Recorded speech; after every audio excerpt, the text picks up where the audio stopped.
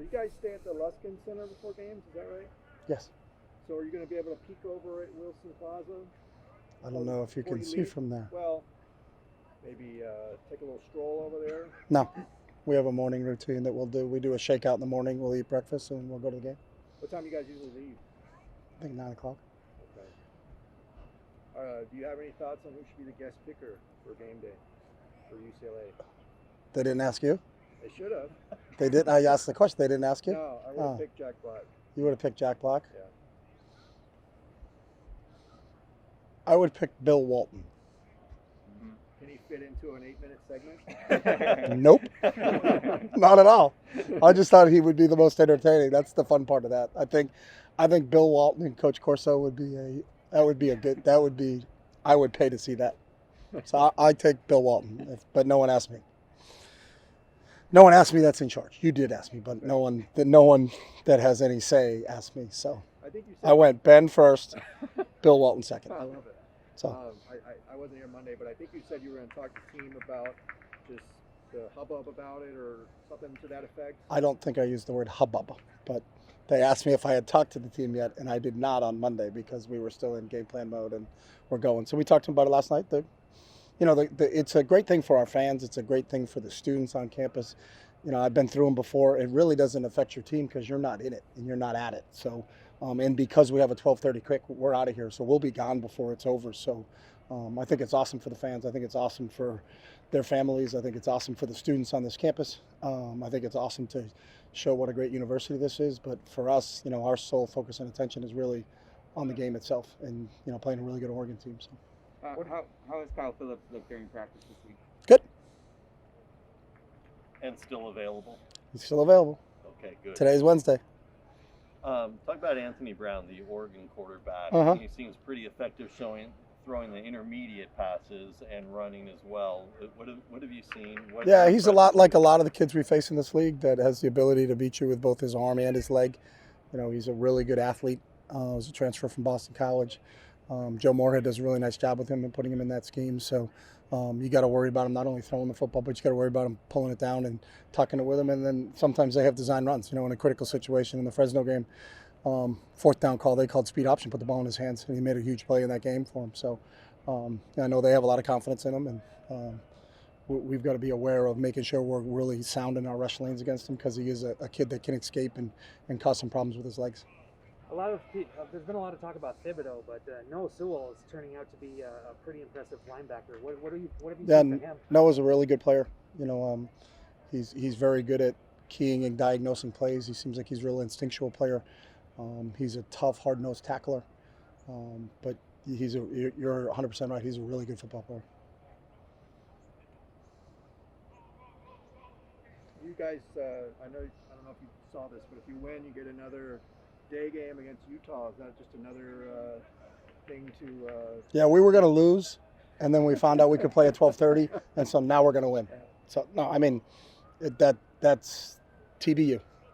It's true, but it's useless. So that's nothing we'll talk to our team about. That hey, if we win this game, that gives you this. Again, we don't play football for what we get. We play football for what we become, and we're excited about the challenge of playing Oregon. And whether that means we play at 12 the next week or 10 o'clock the next week, that doesn't factor into anything that we're talking about or doing. It is true, but it's useless in terms of motivation or anything from that standpoint. So, what have you seen from Antonio Mafi? You cycle in a lot of the guys, but what does he bring to the offense? Yeah, Neo's obviously made the transition from the defensive line to the O-line.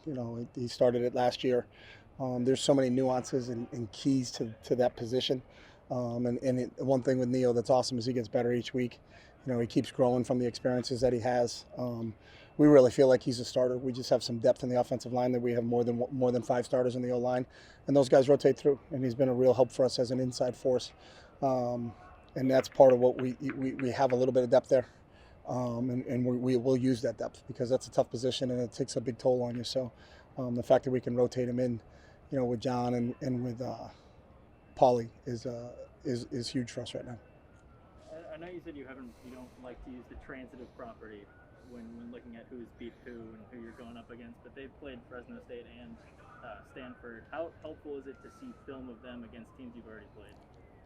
I mean, that's helpful because you understand what that player is like. So that's not the transitive property. That's just you get a better. You're comparing something that you've seen in person. I think sometimes the tape is, you can't actually tell some things on some kids, but you can come out of the Stanford game and say, hey, that kid's 6, who's a big, strong, physical wideout, can really run. You watched him catch almost a hitch route against us and split our defense and run down the middle of the field. So how do their corners match up against them? So you can kind of get an idea of speed, because if you really understand the speed of the team that you faced already, then you see that against them. That's a good question, because that's helpful. That part of it is helpful. It's not who beat who and how it did it, but you know how fast or strong. Or if you see a kid get thrown to the ground and you're like, well, I mean, that kid just got thrown to the ground. Maybe he doesn't have great pillar strength. Well, we played against that kid. That kid's really strong. He threw our guys to the ground. So you can kind of get a better feel just because you did it. So that's a good question. The other day, Mario Cristobal said one of the things that concerns him most about your team is the offensive physicality, is the way he put it, especially in the run game. Are you pleased with where the team is with regards to its physical ability? Yeah, I mean, I think the best way to say it is we're pleased, but we're never satisfied. We always can be better. I think we can coach it better, we can execute it better, and that's what the growth is. I think teams that are doing it the right way continue to get better as the season goes along. As long as your depth can stay there. Sometimes there's a drop off because of injury, but part of our identity is that we have to run the football, to be successful, and that's part of what we do. We've got 2 really good backs that kind of set the tone for that standpoint.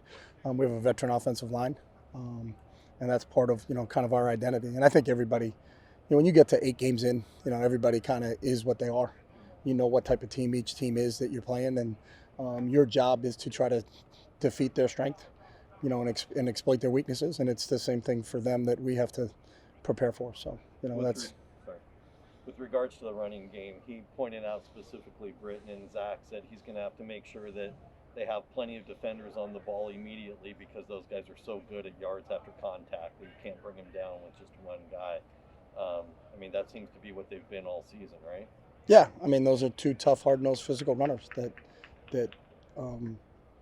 they've got a great understanding of angles. They have a great understanding of the blocking scheme.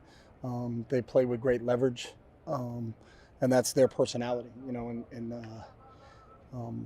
we've seen it all season, and we've seen it for 2 years with Britt, and then Zach is just, he's been outstanding since we got him here. So, obviously we really feel like our running backs are a strength for us. Josh Kelley was here the other day. What was it like seeing him again? It was boring, no smiles, kind of down in the dumps. No, He's just an amazing human being. As good a football player he is, he's a better person, and he's just got an infectious personality that everybody, he talked to the team briefly just before we started after stretch, and he was Josh, and I'd smile and everything, and then Jay Toya looked at me, and he was like, who's that guy? Because Jay wasn't here, and I was like, that's Josh Kelley, and he's like, oh, he goes, he's happy, and I said, I know, he's always happy, that's just Josh. So Josh is like a ray of sunshine every time you're around him. He's just a special young kid, young man. We're happy for all the success he had, but what he's doing isn't surprising to any of us because that's a kid that's bet on himself his entire life and he's invested everything he's had in his opportunities and done them. But I wish we had more Josh Kelleys in this world. All right, thanks, Chris. Thanks, guys. Appreciate it. Thank you.